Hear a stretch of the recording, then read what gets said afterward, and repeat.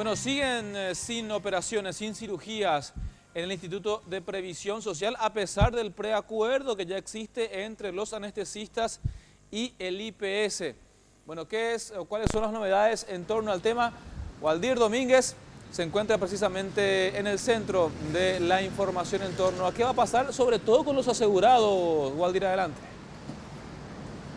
Gracias, compañeros, un saludo cordial para todos los televidentes. Y la situación continúa en IPS de la misma manera. ¿Por qué? Porque los doctores o los médicos anestesiólogos no están realizando todavía ninguna cirugía programada. Están trabajando directamente a través de urgencias y las reivindicaciones que tienen pese allá al acuerdo firmado con el director justamente de la Previsional, Benigno López. Se habla de los faltantes, principalmente de los insumos para estos doctores, quienes aseguran en algún momento dado que inclusive arriesgan la vida de los pacientes. Es por eso que ya no quieren hacer ningún procedimiento y de hecho ya lo venían haciendo una huelga dentro de la Previsional. En el transcurso de la mañana nosotros conversamos con algunos de los representantes de los médicos y mencionaban de que solamente lo están haciendo a través de urgencias y que las cirugías programadas, unas 150 cirugías por día, no se está llevando a cabo hace más de casi 2 semanas, nos decía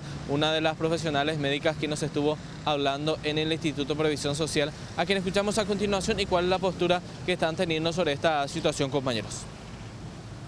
No solamente la baja calidad, sino la falta de esos medicamentos. Falta de medicamentos, falta de insumos, falta de infraestructura, ¿verdad?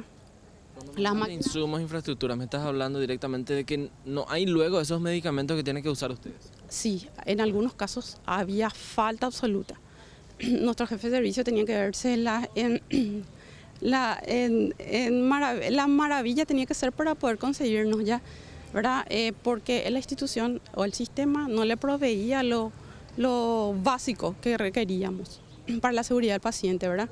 La parte de infraestructura, las máquinas de anestesia no estaban en condiciones justamente para darle las condiciones mínimas al paciente. Y eso es lo que ellos por el momento dicen que no se puede, ¿verdad? Esa es la única contestación, ¿verdad? Que no hay fondos, que no hay plata, ¿verdad? La condición de trabajo no es negociable, aunque nos den el calafón mañana.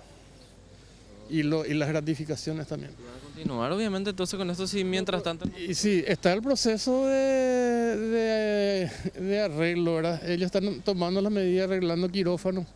Vemos que están trayendo insumos. O sea, ellos están haciendo su parte, pero eso lleva días.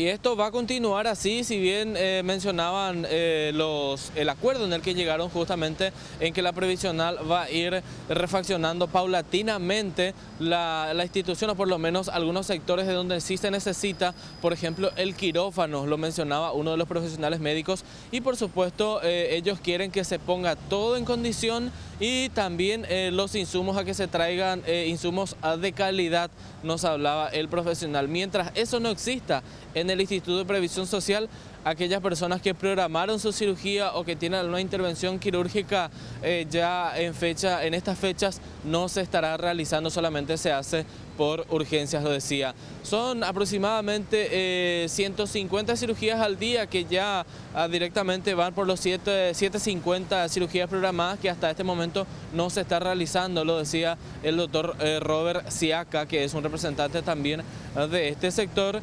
Y son 40-50 procedimientos aproximadamente al día también que se está realizando, los que no son cirugías, pero que son procedimientos que necesitan de la anestesia, nos decían estos profesionales. Lo que se está, en este caso, o no se está llevando a cabo dentro de la Provisional, compañeros. La situación continúa hasta que la institución pueda proveer de todos los insumos.